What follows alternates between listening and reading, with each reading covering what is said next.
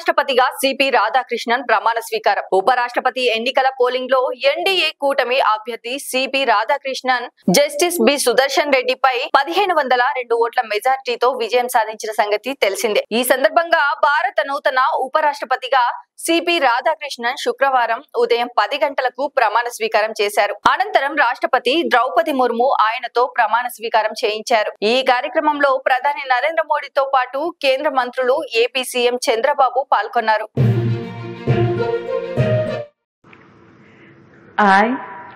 I, Chandravaram Ponnusamy Radhakrishnan, do swear in the name of God do swear in the name of God that I will bear true faith and allegiance that I will bear true faith and allegiance to the Constitution of India to the Constitution of India as by law established, by law established, and that I will faithfully discharge the duty and that I will faithfully discharge the duty upon which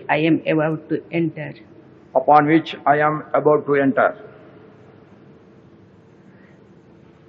Congratulations.